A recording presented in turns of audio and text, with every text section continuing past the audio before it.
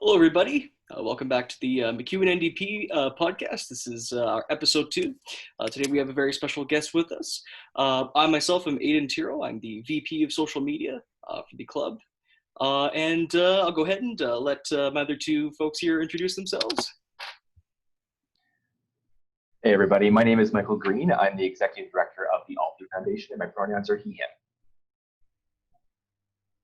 Hi, I'm VP of the MacEwan NDP. My pronouns are he, him as well. Alrighty, and just before we get going, I do want to acknowledge we are on Treaty 6 land of the Cree, Assiniboine, and Ojibwa, the peoples. We do acknowledge that, and without further ado, we're going to get going to our questions here.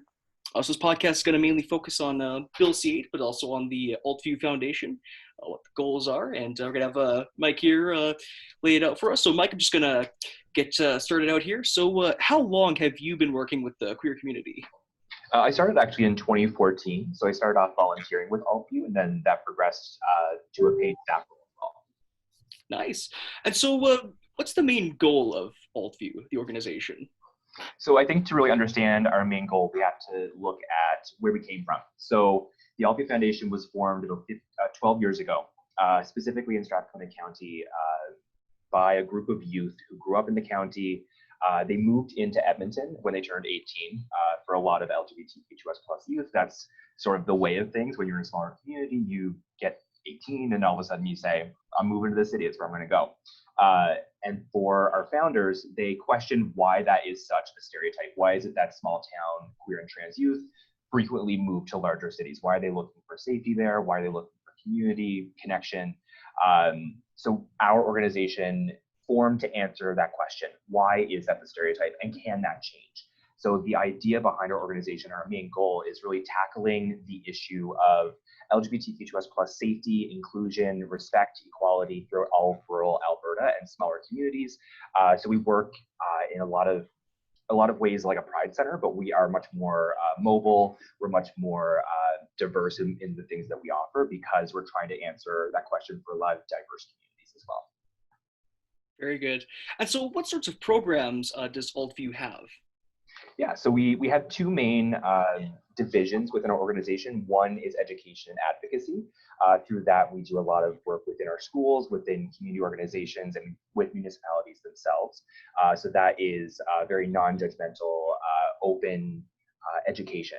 It's our view that we are there to sort of help people and support them in their own journey of understanding. So we come at it not from a top down, we're going to teach you how to be better. It's more of a where are you already at, and how can we help you learn a bit more, develop more confidence, develop more skills to make the world around you a little bit safer.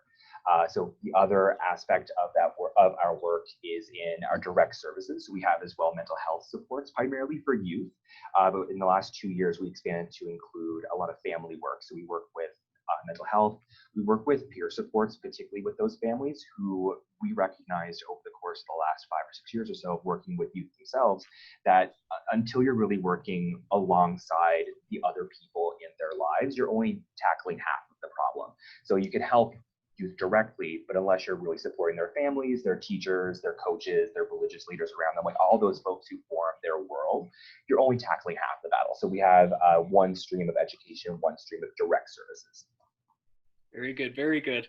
And so what other, aside from that, what other projects are you working on at the moment? Yeah, so we have 3 big projects on the horizon over the next couple of months as we're taking a COVID summer.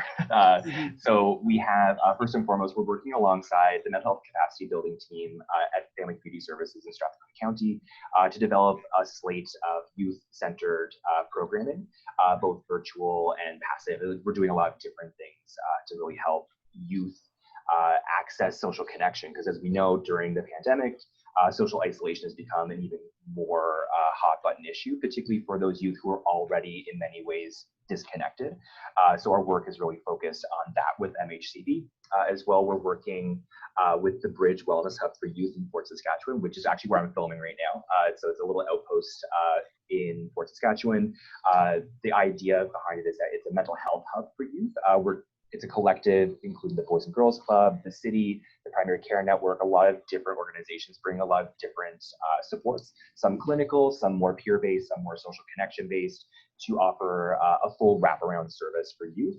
And over the course of summertime, we're going to ascertain how to make that, how to make a brick and mortar service become virtual. So we're going to be announcing a lot of great things along that over the course of the next month or so.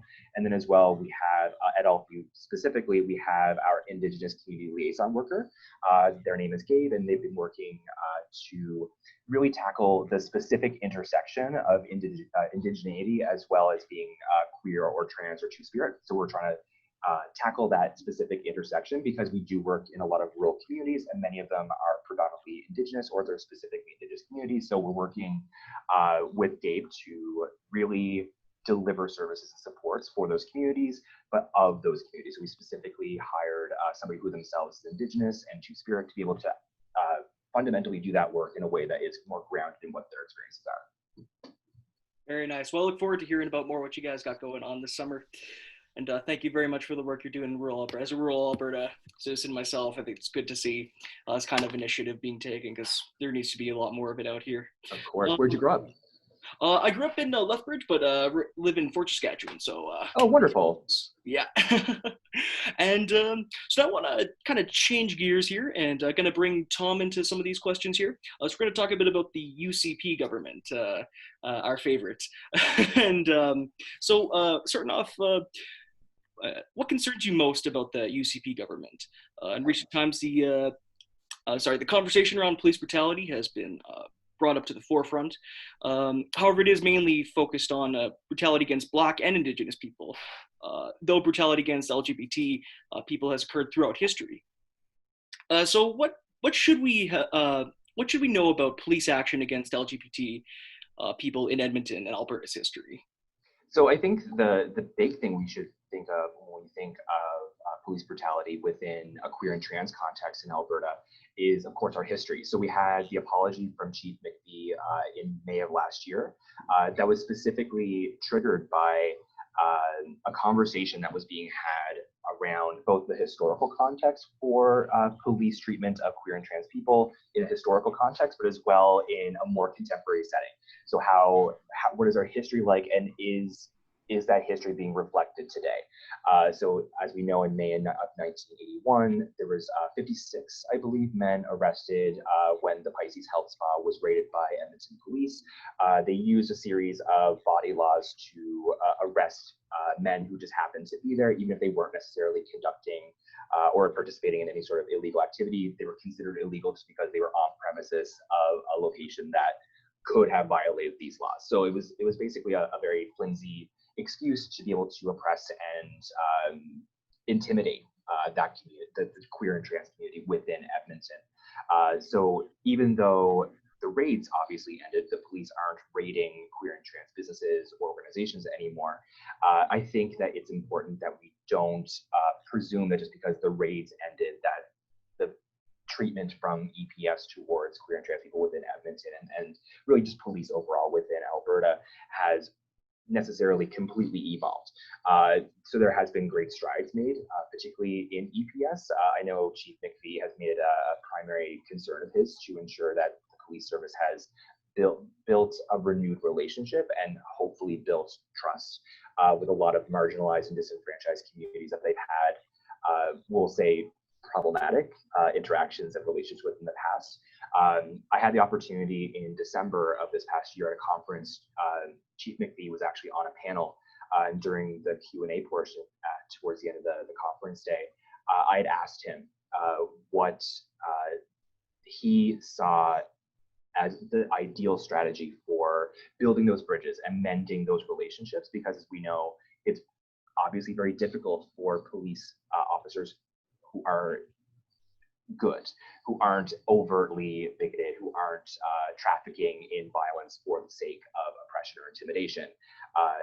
Those good cops that we all hear about, it's difficult for them to do what they need to do if the relationships between communities aren't mended. So when there's an automatic distrust of police, when there's an automatic presumption of potential violence or reasons to be afraid or reasons to not be trustful, we do see it harder for those cops who want to do the right thing. They want to support communities. They want communities to be safer. It becomes difficult for them to do their job. So when I asked Chief McPhee what his strategy was, he identified that there were 9 specific communities that EPS was working to build bridges with by having members of those communities sit on advisory panels for there to be open dialogue between representatives and liaisons from the police service and those communities, specifically to really acknowledge that those bridges were burned and burned quite violently in many ways. So understanding that we can't move forward with ashes, we have to actually rebuild bridges and really think about how the police system is working with these communities where there is a lack of trust, based largely, if not entirely, upon the actions and behaviors of police. So I was fairly optimistic about the direction of things based on what Chief McPhee had said. But I always say that the proof is in the pudding. What we have to see the walk being walked, because as of this year, it's really been more talk than walk. Police services all across the province have paid lip service towards, we've made mistakes in the past, we've done these things in the past, and I think that can oftentimes be a bit of a trap when we frame police brutality on actions that happened in the 80s. It's been 30 plus years. Everything must be okay now because time has moved on and we've forgotten these things.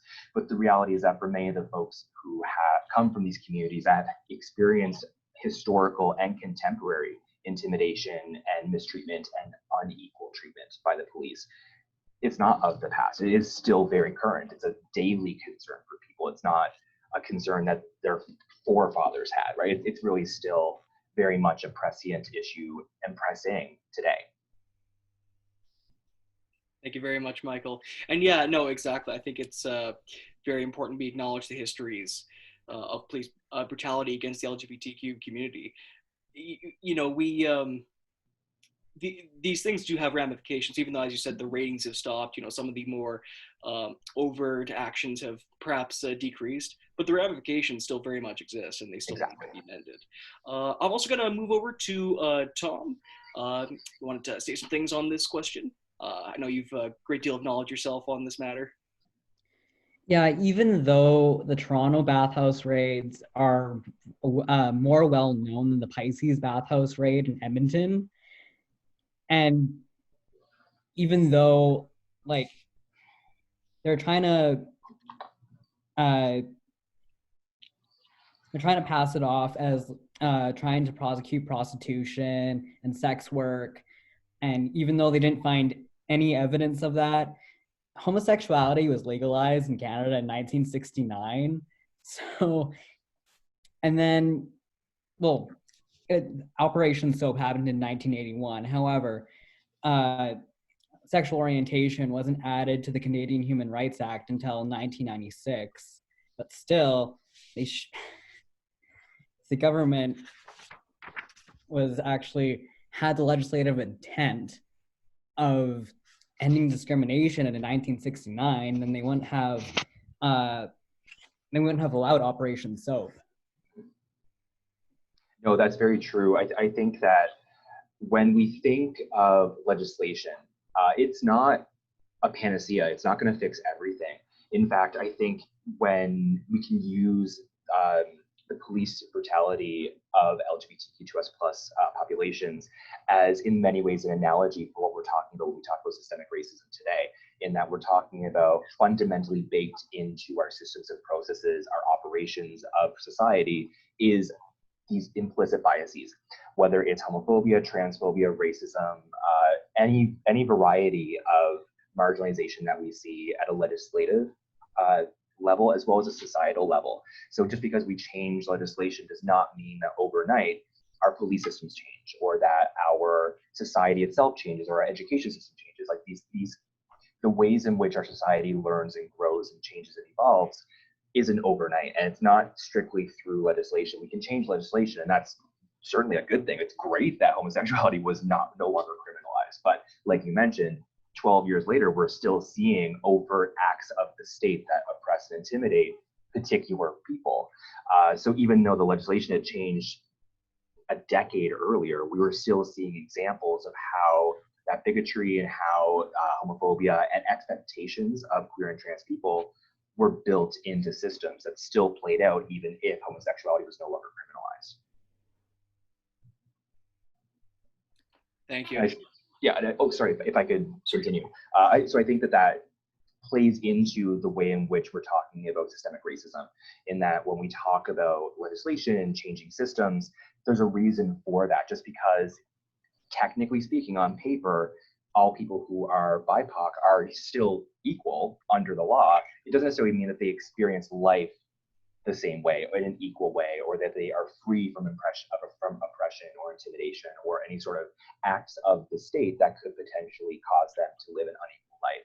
So again, just because we are having conversations about legislation when it comes to systemic racism and police reforms and all of these things, doesn't necessarily mean that when we accomplish those goals, that day is when we solve racism.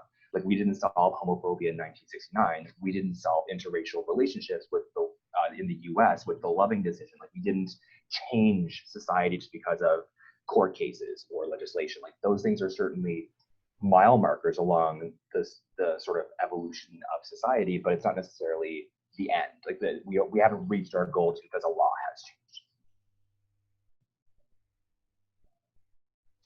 Indeed. And sorry to cut you off. Sorry to cut you off there earlier. Oh, that's fine. But speaking of legislation, you talked about how certain legislative measures have been taken to, in theory, improve lives of LGBTQ plus citizens. But what we're seeing under this current UCP government provincially is what seems to be the first real Canadian provincial government to directly legislate going backwards in the rights for LGBTQ plus folks. So, for instance, they've just got a list here. They've defunded LGBTQ plus organizations since they've come into office. We obviously had Bill 8, which rolled back the rights for young, particularly young folks. We saw they've now regulated it, so you now have to have a psychiatrist for top surgery referrals. Once Dr. Marshall stepped down from the U of A. Ironic, considering this is a government that likes to talk about how much they want to cut red tape, but now they've made it harder to access certain surgeries. And just defunding the working group that has been working to ban conversion therapy. Yeah, it's been an interesting last 14 months, to say the least. I think that the critical piece here is that governance style. Where typically speaking with governments, you see at least lip service and some support, some effort put into governing for all of the people within the province. I think what we've seen under the UCP is a very particular mindset and a very particular perspective, which does not always include everybody within the province. So in particular, when you don't include those people in your mindset, you're not necessarily setting up either budgets or systems or legislation that includes their perspectives and needs. So a lot of folks will want to make the defunding, a lot of these red tapes that they put into place that have an outsized impact on queer and trans people within the province as targeted. I don't know that they're necessarily targeted in a broad sense. I think it's in many ways a failure of perspective. When we don't value the needs of people who aren't like us, then we don't prioritize that in our budgets. We don't prioritize that in our policies. We don't prioritize that in our rhetoric. We don't prioritize that in terms of how we engage in the public. So I think that is a critical stumble for the UCP, is that they have not made the effort to include in a really holistic way people who may not fit within the demographics that support them in the election. So for instance, even when we looked outside of the queer and trans community, just looking at the reopen plan for the COVID-19 reopen plan, we don't see a lot of attention paid to childcare, which is going to have an outsized impact on women within the province. So because there isn't a centering of that need, of that reality, that lived experience for those people, we don't see it reflected in the behaviors of the government either. So when turning it back towards the queer and trans community, when we see the additional red tape for trans people just looking to have top surgery, it may or may not be a specifically targeted thing, but the end impact is still there regardless. So to me, it almost doesn't matter what the intention is. The impact is still there. It's still now much harder for trans people to have access to basic things that they're looking for. It makes it harder for them to live their authentic lives. It makes it harder for them to feel valued because they're seeing their government putting roadblocks in their way to living a satisfactory life. So regardless of whatever the intent is, the impact is still the same. We have trans people who are less able to access the things that they need, which obviously has dire consequences for mental health. And even beyond that very specific mental health problem, it just makes people feel like they're not welcome here. Like, do you feel if you belong if the government's putting roadblocks in your way to living your life? Probably not. We have a lot of folks who are going to feel isolated. They're going to feel like they don't have the opportunity to live their best lives here. It feels in many ways toxic, or like you're being rejected by the province in many ways. Thank you. And Tom, I know you've certainly got some things to say about this, I believe. So I'm gonna let you give your perspective as well. As a former patient of Dr. Marshall, I was right after he resigned, I was let go from I was discharged from the clinic, and thankfully, right before the regulation dropped from the UCP, I got a referral from my family doctor for top surgery, which I'm very grateful for as of right now, since the regulation dropped. And frankly, with the amount of just queerphobic actions by the UCP, I don't think it's that innocent that they're doing all these things. Like, I could be wrong. However, defunding queer organizations, Bill 8, top surgery referrals, defunding the working group that was working towards banning conversion therapy in Alberta.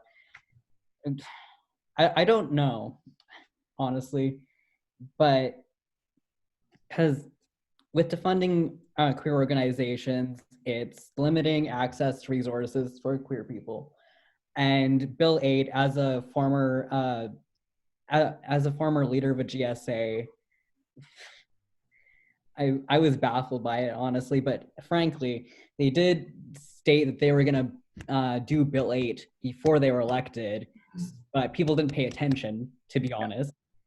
And they're just like, I was one of the people screaming from the rooftops, they're gonna do it, they're gonna do this thing. Yeah. It's just like, they're not queer phobic, blah blah blah. Just like, no, they're gonna do what they're gonna do. Because frankly, Bill 8, all it's gonna do is create more homeless queer youth. It's going to increase mental health issues in queer youth and in suicide rates in queer youth. And that was the first thing that they did. And then they partied in a fountain after they passed it. And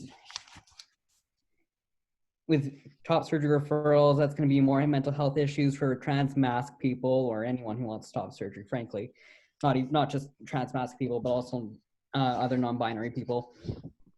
And defunding the working group that was working to ban conversion therapy, seriously? Even though the federal government was going to do it anyways, I don't see any innocence in it. I think they're a queerphobic government. Yeah, I mean, I suppose from my perspective, it's not that they're. I don't want to claim that they're innocent, because I think they are aware of what the impacts are. I don't want to overstate how intentional it is when I think that it's simply that challenge in mindset, in that they're seemingly governing just for a very select sliver of Albertan population. May or may not be the majority. They certainly got elected with a majority, but in terms of their focus, in terms of the way that they govern, it's exclusive for many folks. So it's certainly queerphobic in many ways, transphobic in many ways in terms of their actions, and in some cases their rhetoric. But as well, it's not working alongside Indigenous peoples. It's not working alongside women. It's not working alongside minimum wage workers. It's not working alongside labor movements. So we're seeing sort of the exclusionary politics of what I consider to be a mindset of exclusion, where they're governing for a particular swath of the province, but that excludes and in many ways by design leaves some people out, because you can't, unless you're governing for the entirety of the province, you're only governing for whoever your focus group is or whoever your focus demographic is. And I think that that is the main stumble for the UCP, is that they've really been governing for 40 to 60% of the province and leaving that other segment quite significantly ostracized and undersupported, in many ways cut off from resources and supports they need. Even if we just look at rural Albertans in terms of healthcare or our parks, or like any number of the large number of controversies they've had over the last 15, 16 months, we see a great deal of what I would consider to be that mindset of, well, that's not important to us. And when it's not important to you, you don't govern with that in mind, right? So it may not be specifically queerphobic, but even just through sheer, it's not what we're focused on, we don't care, that in and of itself leads to queerphobic politics, right? So it's, I hesitate to infer beliefs or intentionality or any of those things when it comes to individual politicians, but the UCP overall as a governing body, as a collection of politicians and staff and the whole shebang, just through the last year, we've seen the way that their operations have been in many ways exclusionary. They're governing for who they consider to be the important folks, and then other folks who don't tend to fit that mold for them get less. In some cases, get things taken from them. So certainly it has been through function very queerphobic. Well, and one of the things too, I thought with, specifically with Bill 8, I mean, Jason Kenney spent the whole campaign saying, oh, we're not going to focus on these, what he called divisive social issues like the NDP. We're going to just focus on the economy and jobs and pipeline and blah, blah, blah. One of their first pieces of legislation they put through was on one of those divisive social issues. So, I mean, it's just mind-boggling. I just want to move on here. So what impact would you say banning conversion therapy would have on the queer community? Obviously very huge. So conversion therapy is a difficult subject in that it's not really well understood. So for many folks either in the province or in Canada at large, folks either think that it's an archaic thing that no longer happens, or that when it does, it's just a Bible camp somewhere in the woods where kids are sent to be retrained. But the reality is that conversion therapy is much more insidious. It's a lot more gray zone than that. It's not nearly as clear cut as we like it to be.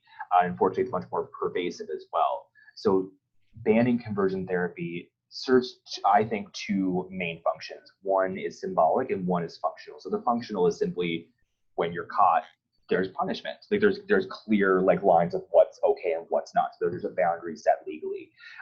The symbolism is that it's sending a message from the government that we acknowledge that you are being hurt, and we acknowledge that it's wrong, and we acknowledge that it's our responsibility to support and protect you from that harm. So I think that symbolism in many ways is as important as the function. The function is certainly important, but I think the symbolism of, hey, we acknowledge that this may only happen to a very small percent of people within our country, within our province, within wherever we're talking about, but that doesn't mean it's not important. And I think that is really vital when it comes to the LGBTQ+ community as a whole, in terms of understanding how we're valued by our governments, right? So understanding that, our politicians, that our elected representatives have taken the time to consider what's impacting my life, and they're actually working to prevent that from happening. So it has huge impacts for the community in that it draws attention. So even if it isn't, even if in Alberta, there may only be 2 places where conversion therapy happens. I don't think that's true. But even if it was so rare in the province that it's basically nothing, the symbolism that the ban would send a huge message of support. And then as well, it also sends a message to everybody else that, hey, this does happen. Our society still churns out people that think that they can change queer and trans people, or worse still, that they should be changed. So having that acknowledgement on a provincial, a federal, a municipal level really does help create that conversation space where folks can say, I didn't even know this still happened. Like when we've been, over the last year and a half or so, we've seen a renewed conversation around conversion therapy, both locally and nationally. And I've been receiving a lot of questions, a lot of comments from people, basically along the lines of, this happens? I didn't know this still happened. So the fact that even talking about a conversion therapy ban has actually helped the public understand what's happening, or at least have more awareness of it, is in and of itself a small victory, in that we had a whole country of people who basically didn't think this still happened. So having the realities brought forward and having the stories of survivors being centered, having the stories of people who experienced this, and it wasn't the stereotype, it wasn't a Bible camp, it was something very different, really, I think, helps the average person understand what's going on, because the average person is not going to have a lot of contact with conversion therapy. The average person doesn't have a lot of reason to have contact with conversion therapy. So having that conversation started and destigmatizing those survivors as well, it's not unlike what we saw in the wake of Me Too, in that sexual assault and rape survivors were able to be believed more. I wouldn't say that we've necessarily crossed the Rubicon into everything's great in that regard, but there was more awareness, there was more understanding, there was more support, and hopefully more warm ears. And I think that with conversion therapy, the more that we have the conversation about bans, and the more we have a conversation about what actually fundamentally is happening in our country, in our province, we're enabling survivors to be able to come forward, hopefully safely, hopefully with support, and hopefully with all of the things that they're going to need to sort of weather the difficulties of disclosing what's happened to you.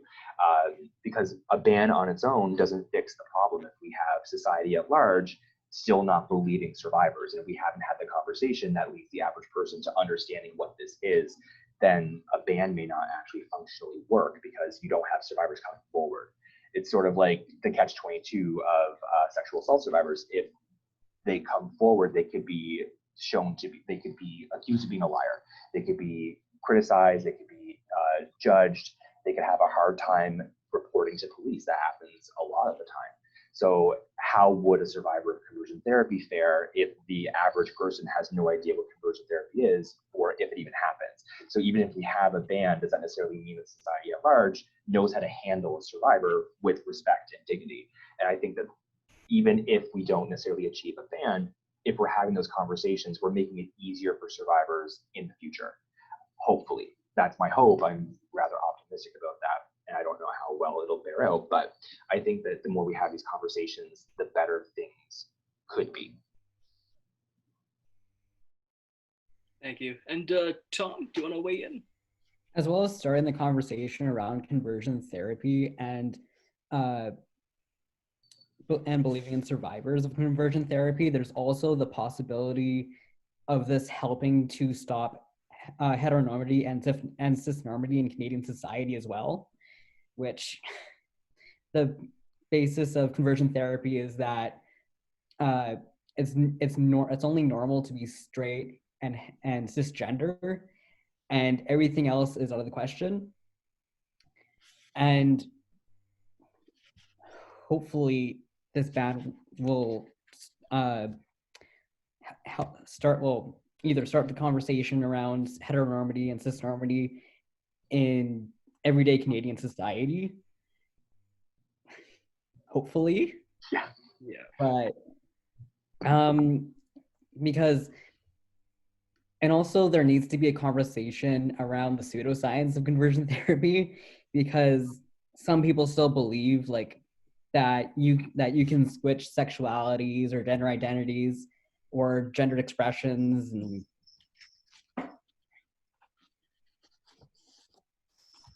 and like the film Boy Erased and all of the abuse from there. There's also the psychiatric hospital St. Elizabeth's in DC, which practice electric shock therapy, lobotomies, aversion therapy, and one confirmed case of insulin shock therapy that forced a patient into a coma to deal with sexuality or gender identity. Absolutely. But I don't know what year that was. I think that was like 80s or something. Yeah, I think ultimately conversion therapy is an interesting subject to talk about because it's an interesting intersection between society, social norms, legislation, governance, policing. There's all religion. There's all these different angles to conversion therapy that all need to be weighed and they all need to be considered. But I think you're right, Thomas. I think that there's a level of stigmatization that conversion therapy really functions on. Like it's the starch that feeds the organism. It's that stigma that allows both the mentality that queer and trans people should be changed and the pseudoscience of they can be changed, and then the lack of legislation governing whether or not people can legally try, right? So there's all these different angles, and I think the root of all of it is that stigmatization, that lack of normalization of being queer or trans. The fact that on a societal level, while we see more acceptance, it doesn't necessarily mean that it permeates down to it's still like at that tolerance level, not necessarily at that normalization level where it doesn't matter whether someone's queer or trans. It's still consequential in many ways, primarily because there is still that expectation that within society there's a normal way to be, there's a standard, and being queer and or trans is a part of it. So it's where we have that normalization, and hopefully that normalization leads to the basically starving the organism. Like you're starving off conversion therapy from the mentality that fuels it. So we can talk about legislative measures to limit how much conversion therapy happens or what happens to people who conduct it. But if we're not also marrying that with sort of the wraparound other side of it, like why does conversion therapy happen to begin with? Simply being punitive about the action doesn't remove the supposed need for that action, right? So even though you and I will probably agree that there is no need for conversion therapy, there are people out there who think there is. So we can tell them that they're wrong and they're going to be fined, they're going to go to jail, they're going to have all these punishments happen to them, but it doesn't remove their belief that it's important to do and that that's a thing that they should be trying to do. So I think that legislation is only ever half the battle. There needs to be the concerted effort to remove the motivation for that behavior to begin with. So it's, again, to pull it back to the policing issue, we have all of these systems in place that are punitive in nature, but they don't necessarily always understand the root cause of what police are seeing in the community, right? So if they're seeing distrust from a particular marginalized group, instead of saying, well, what has led to this? The response is, well, we got to crack down harder, I guess. Like it's that sort of like, instead of understanding the root causes of things, we sort of just respond to the symptom. So with conversion therapy legislation, not that responding to that symptom is a bad thing. It certainly is good. We should be alleviating the acute harm that conversion therapy causes to countless people across Canada all the time. So we should be doing that. But by the same token, we should also be trying to understand, well, where does conversion therapy come from? Why does it persist? Even though acceptance has broadly been across Canada for LGBTQ plus people, we're still seeing conversion therapy happening behind closed doors, underground, in secret, in silence, in these shadows, right? So the legislation can only reach so far. It will never, just because of the function of the way conversion therapy happens, a lot of people will never be brought to justice for practicing it, even after the ban's in place. So how do we remove the social impetus for that to be happening? How do we remove that root motivation? How do we make it so that way the average person not only knows what conversion therapy is, but knows that it's wrong and knows to support a person who survived it? So like that, I think those functional pieces don't come strictly from legislation. We have to have a coinciding social movement to ensure that the legislation has the teeth it needs to really make a fundamental change. Good. Thank you very much. And I wanted to jump in real quick. So as far as the Charter of Rights and Freedoms is concerned, with Bill C-8, as well as the Human Rights Act, there have been those who've argued that, it violates the Charter of Rights and Freedoms, Bill C-8, banning conversion therapy. I wanted to ask, what would you say is the perspective of the Charter of Rights and Freedoms and of the Canadian Human Rights Act as far as conversion therapy goes, and the prospects of banning it? Mm-hmm. So I think that the main perspective and the main philosophy of both the Charter as well as human rights and freedoms is that the idea is that every individual should have the right to expect dignity, equality, safety, like the primary things that we need. When it comes to the conversion therapy ban, I see that as a reaffirmation of what's in the Charter, as well as within human rights. I think that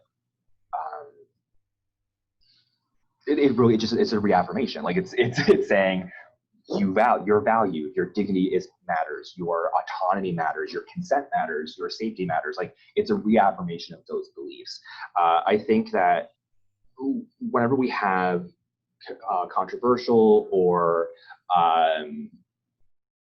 we'll say partisan legislation, very frequently people will turn to the Charter as a way of arguing against that legislation.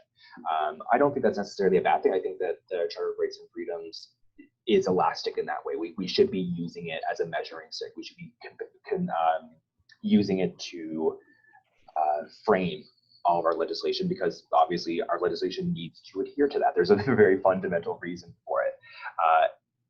I often, I wouldn't say disregard, that's a wrong way of putting it. I often don't put much weight or salt in those arguments, because very frequently they're using the Charter as a convenient tool that means what they need it to mean, just to be able to keep doing what they're doing. If that makes sense. Like it's a very, for some, it can be a very convenient tool of like, well, you can't do this. It's against my Charter of Rights and Freedoms to hurt people. Like, well, actually, you don't have a right to hurt people. Like, you know what I mean? So I think what it comes down to when it comes to the Charter of Rights and Freedoms has to do in a lot of ways with that consent piece, and that well, shouldn't we allow people to do, if you're an adult and you have the freedom to choose things for yourself, shouldn't we allow for your free will to partake in these things, right?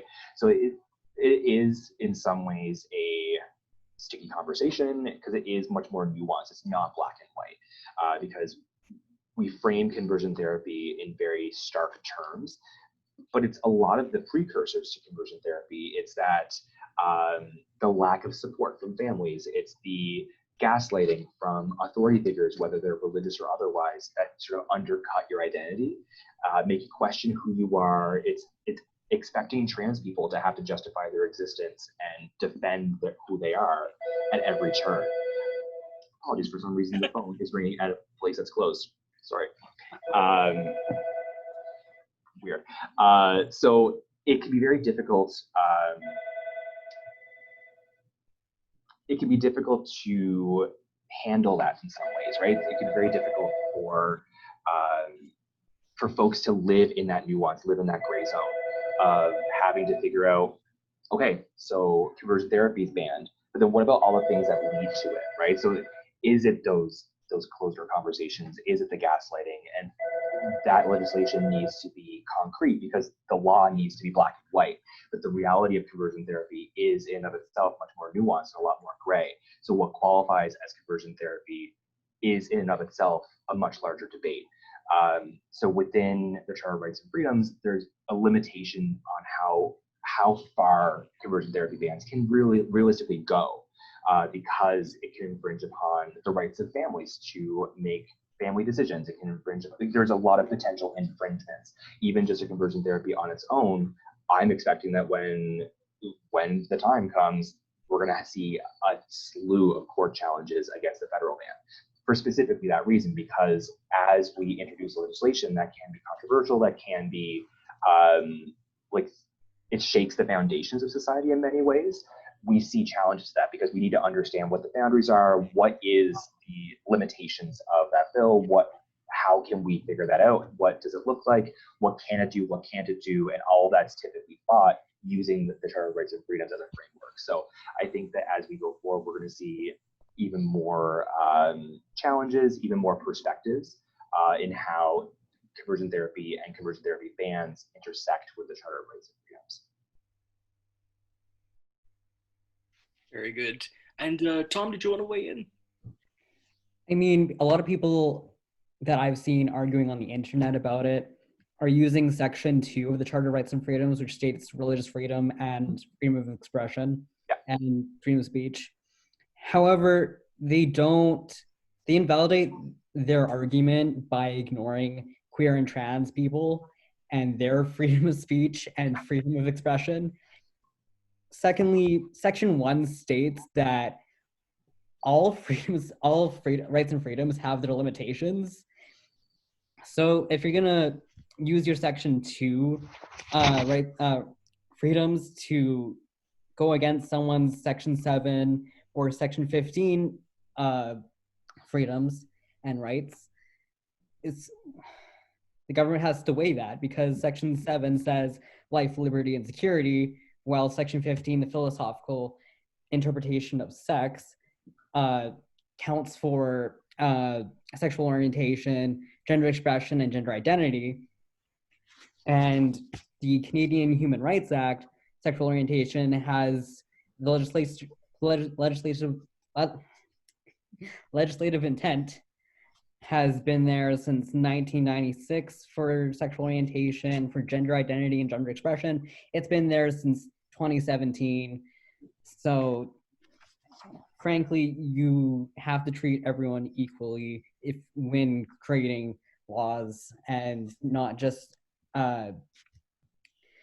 if one person's in danger because of another group, then you're gonna have to weigh everyone's freedoms and limit some. Of course. I think that Section 2 piece is certainly the most prevalent. And I think it all comes down to a disagreement on definition of terms. So when proponents of banning conversion therapy talk about the limits of freedom of expression, limitations of freedom of religion, it's specifically in terms of harm, that we can't use the freedom of expression or freedom of religion to harm another, right? So I think that disagreement on definition is that for the folks who say that conversion therapy bans are overreaching, they don't always fundamentally believe that things that we consider conversion therapy are themselves harmful. So there's already a disagreement on just the foundational terms, like, is conversion therapy harmful? For folks who are against conversion therapy bans, they may even agree that the electroshock or all those much more torturous, in a physical specific way, forms of conversion therapy are obviously bad, but then they won't make the same concessions when it comes to those gaslighting conversations, those long-term, the abuse of therapeutic means. So for instance, I, through the course of my work, have been able to work with folks who have disclosed that they've undergone conversion therapy, and it's not always the form that we think it is. In some cases, it's trained mental health practitioners who have a certain belief set. It can be religious leaders, it can be authority figures of a variety of sets, right? So when we make it just, well, if you're doing electroshock therapy, then it's obviously wrong because we already have laws around that. So we don't need to ban conversion therapy because the act of that is already wrong. But it's not necessarily taking into account the definition of harm that also includes those other forms of conversion therapy that are just as insidious, in fact, in many ways more prevalent. We see those much more. It's not always electroshock. It's not always these things that are obviously wrong. It's sort of like when we talk about the risks of social isolation on youth, we talk about suicide and self-harm and those sorts of things, and they're obviously a problem. But it's one of those black and white issues where clearly it's such an extreme that everyone can agree that that's wrong, right? And we don't often take into account other forms of self-harm. We don't take into account other forms of conversion therapy, which cause just as much, if not in many ways, more harm.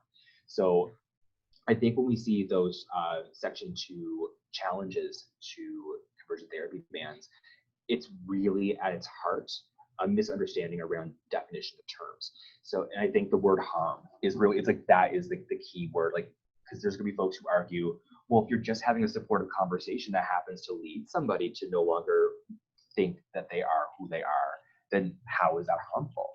So they don't necessarily see it in that way. It's much the same way that when we had the conversations around Bill 8 and reverting back to a pre-Bill 24 GSA world, wherein parents could potentially be informed by school staff that their youth is engaging in a GSA, whether or not their sexual orientation and or gender identity is disclosed is kind of a separate issue. But there's always that pushback from families saying, well, I want to support my kids, so why shouldn't I be informed, right? So it's the disagreement on definition of terms, I think, leads to a lot of those challenges. And people can oftentimes misinterpret things that are harmful for an individual as supports, as help. Not all people see things the same way, obviously. So we do have people within our culture, within our society, who consider it a good thing to try and dissuade people from acting on their queer or transness, right? So we do still see that belief, even if it's not necessarily at a conversion therapy clinic, right? We still see those behaviors and those thoughts, which is again why I think that all those bans need to take, they're only a start, they're not the finish, because we're not going to be able to legislation remove that mindset. And so we have to work with education and work to support people to understand how, even if they don't consider it harmful, the people who are subjected to it certainly do, right? So how do we create that area for understanding? Because until we have that, I don't think we're going to see an end to people using Section 2, using freedom of expression, using freedom of religion in order to defend actions which are inarguably harmful. And again, it comes back to not necessarily understanding the harm in what they're doing. They see it as a good thing in many ways. I shouldn't speak for them, but what I see from folks is that they don't see the harm, that they don't understand how it's harmful. They don't understand how certain behaviors qualify as harm to queer and trans people. And I think ultimately that's going to be a stumbling block until we can reach more of a consensus around what harm is in this context. Yeah, the last controversial bill around queer and trans rights specifically was Bill C-16. Everyone was saying, oh, people are going to be arrested, misgendering people, but specifically Jordan Peterson, who I have a very negative interpretation of. But over the past 3 years, absolutely no one has been arrested for misgendering another person in Canada. Yeah. That magical misgendering jail that everyone was sent to. I mean, if we had if we had a switched society where being trans and queer was the norm, we could easily do a dystopian novel where people who are misgendering trans people are put in jail, but that's not reality. Yeah, that's certainly not, it's not going to be the reality. I think that a lot of those concerns were overblown largely on purpose. I think it makes it seem as though I think fundamentally there's a mindset where expanding the rights for others means giving up my rights. Like it's a zero-sum game, it's a pie that we have to divvy out. It doesn't work that way. Like it just doesn't. Making it so that way, conversion therapy is banned, isn't an infringement upon your rights to be you, right? It's not an infringement upon, you don't give anything up, right? It doesn't, the average cis person doesn't give anything up if trans people aren't misgendered at work anymore. You know what I mean? I've never understood why so frequently work to address inequalities and to create equity and justice for people who are disenfranchised and marginalized by our society. I've never understood why a common response to that is, I'm not giving up my right to be a bad person. How dare you try to make me be a better person? This is ridiculous. I don't want, that's always how it feels, is that you're asking me to change everything and I'm not willing to give this up so that you have any sort of access to equity, any sort of sense of belonging, any sort of sense of equality. It's like denying people their dignity because you don't want to give up what you perceive as ground. Like you don't want to cede any territory because you feel like you have to give something up for somebody else to have access to dignity. And I think that that's a mindset that is just confounding because it's not a zero-sum game. Like it's actually not all that difficult to be like to be in that way, like to actually just have a mindset of, yeah, everyone deserves dignity. If I have to change a little bit, it's okay. the change isn't giving something up, right? It's not inherently oppressive to expect that people modify their behaviors to respect one another. It's that age-old trope of, I don't know how to explain to you that you should care about other people. like I don't know how to make that argument anymore. It's like, at this point you don't understand that it's important to care about people and have empathy, then I don't know what to do. I don't know how to help you with that. Like, I can only help people who already want to have empathy. They lack the direction, they lack the tools, they lack the confidence and the skills. That's easy. Like, once you have empathy, it's an education piece. It's support. It's understanding. It's being non-judgmental. Like, those parts are easy. It's the, how do I convince you that it's a good thing if other folks who are different than you are respected? Like, I don't know how to make that argument in a way that reaches people, because it feels as though the mindset is, well, if I respect somebody else, I have to give something up. I don't want to do that, and I don't understand that. I guess my problem with it. I just don't understand it. It's a mindset that has become much more pervasive. It's that individualism of, well, I have mine. Why would I give any of it up to help you? I have respect. Why would I give up my rights, even if there's perceived rights? Like the entire Jordan Peterson thing was in and of itself just mind-boggling to me. Like, you're not going to be thrown in jail just because you misgendered somebody. Like, you're just not. And so the expectation of extremes is, I think, in and of itself revealing. When people jump immediately to that conclusion, they immediately jump to, I'm gonna get thrown in pronoun jail. It's revealing about what they think society is, and the way that they think rights work, and the way that they think human dignity operates. Like, it's not, you're not gonna get thrown in jail for misgendering somebody, nor should you really. Like, that's kind of a draconian response to something that should just be a moment to say, hey, you did that, it's not the right thing. Oh, I'm sorry, I'll fix that. Like, that's all that conversation ever needs to be. And the fact that people make such a big production over the topic of misgendering is in and of itself confounding. It's like, it reminds me of when, and this is going to be somewhat insulting to people, but it's a metaphor, but it's like when kids won't clean their room and they'll pitch a fit about doing something super simple. It's like, oh no, you need to do your chores. And that's what I see this as. It's a very basic, like, it shouldn't be conflict, and it shouldn't even be really that much of a consideration. Like, it's not that hard to use to acknowledge someone's gender and use their pronouns. Like, these things are not difficult. And I think the more people try and behave as though they are these huge sacrifices, or that they are these huge changes and huge, like, I'm giving up so much to do this for you. Like, I think it's actually revealing. Like, because it's not actually that big of a deal. You're making it a big deal, and the reason for you making it a big deal is actually in and of itself kind of indicative of a larger problem. Yeah, like, the conversation should be, oh, I'm sorry that I misgendered you. What are your pronouns? I'll make sure, well, not make sure. I will use your pronouns, and if I mess up, please correct me. Like, people just seem to be like, oh, if you correct me, I feel disrespected. Just like, no. Yeah, it's like we have a cultural allergy to admitting mistakes. Like, it's okay. You can misgender somebody by accident and still be a good person. Like, you're not like a horrific bigot just because you misgendered somebody once. Like, you're a horrific bigot if you purposely misgender somebody to make them feel othered or less than. That makes you a bad person. But if you're just inadvertently, you use the wrong pronouns, use the wrong name for somebody, whatever it might be, I would argue that 98% of the time it's an honest mistake, and no one actually is overly.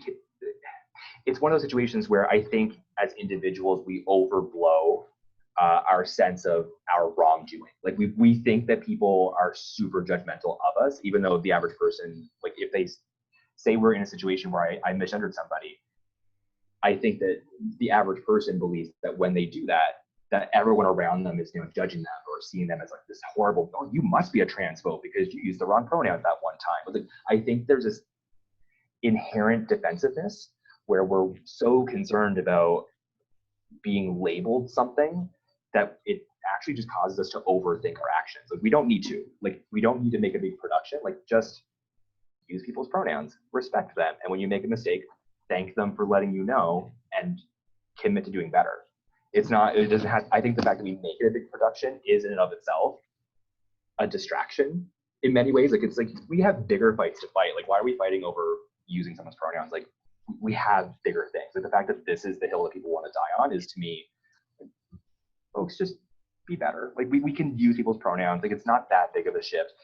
I've worked with people as old as in their 70s and 80s who have done this. It's not, we consider these things so hard, right? I'll never forget the time that I was doing a presentation, and in the audience was literally a grandmother knitting. It was like, I'm not used to that. Like, she's just sitting there, she was just knitting. And she kept asking all these really wonderful practical questions, like, how would I go about asking someone's pronouns? How would I go about doing it? It was very like functional for her. And at the end, I asked her, like, what motivated you to come here? And she told me that her kids, she has a grandchild who is trans, and that her kids weren't, in her eyes, doing the right thing.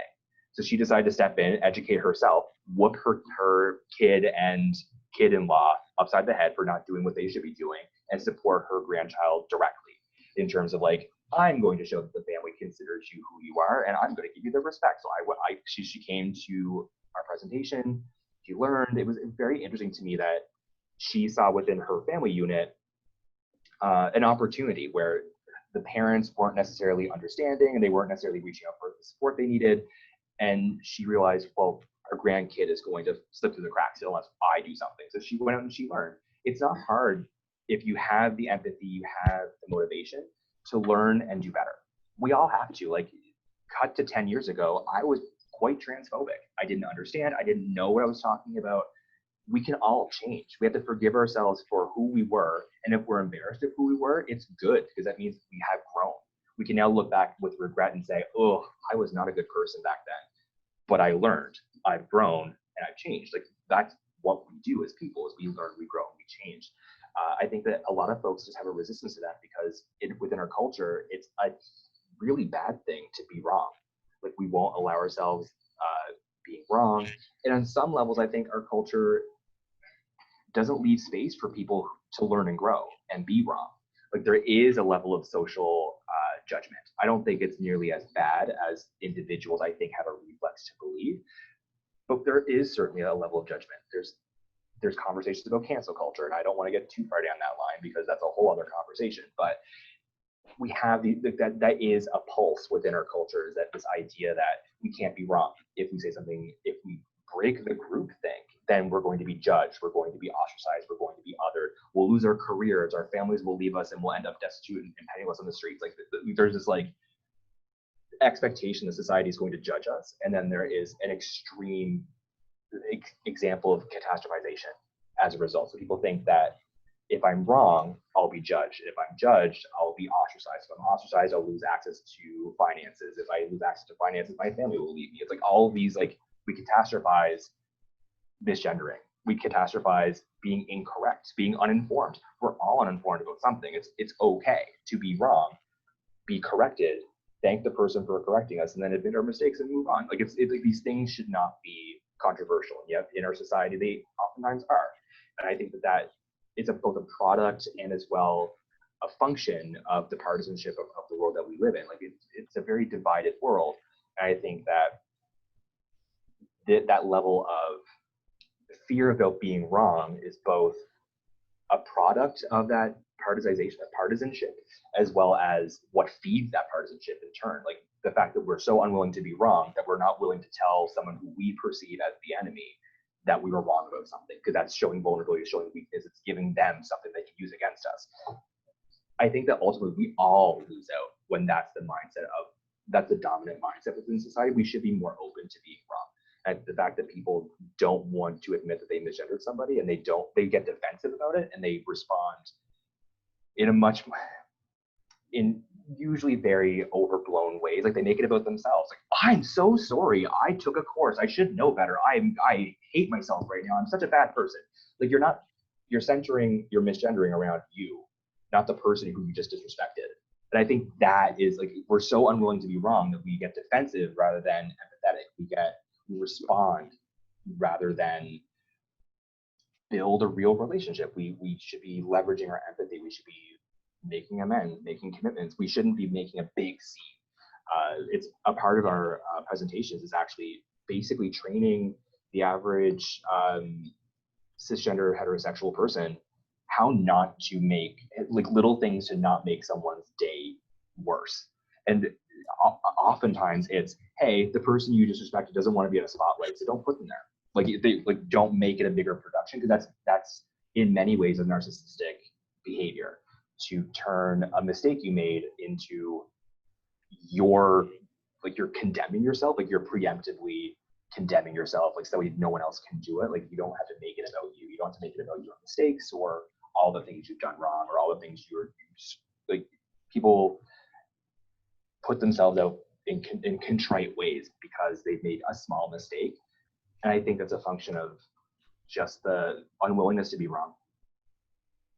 Yeah, my grandfather has dementia and brain damage from strokes, and he's able to use my name and my pronouns. So it's really not that hard. It's not. We make it a bigger production than we need to. And I think that the fact that we do that is in and of itself revealing about aspects of our society. Thank you. Yeah, and indeed, I think you mentioned earlier, you used the analogy of it's sort of like doing your chores. It's something you do. I would almost go and say it's more akin to just saying please and thank you. I mean, not even really having to physically, that's kind of how I've seen it anyway. So I agree, it is a little perplexing that there's such a strong resistance just using the pronouns that somebody would prefer. It doesn't seem all that big of a fuss, really. But I do want to move on here. It's kind of coming back to Bill C-8. What are sort of the general limitations you'd say the bill has as far as addressing? Yeah, I think there's two big ones. One is symbolic and one is functional. So the functional one is that Bill C-8 as a federal bill needs the alignment of both provincial and municipal work as well, because there's only so much that a federal bill can do. There's areas of operation that can only be impacted by, say, the province in terms of AHS, right? So the federal ban wouldn't necessarily impact the way that AHS operates, which would need to be a function of a good conversion therapy ban here provincially. You need to get the buy-in and the policies, procedures, like all of the way that billing works for AHS, like all of those functions would have to go through the province. And then when we look at things like municipalities, having bylaws, business licenses, those things, obviously the federal bill also can't impact. So I think that when we talk about Bill C-8, it again is only part of the battle. We do need to have thorough and specific legislation from both provinces as well as municipalities locally. So we need to have all of these things working in concert, or else the federal bill can only do what it can do. It only functions on one level. It doesn't necessarily permeate to all of these other areas that would need to be addressed. If we want to have a really functional conversion therapy ban across the entire country, we need the buy-in of municipalities and provinces as well. So that's obviously a limitation. The other piece is symbolic, in that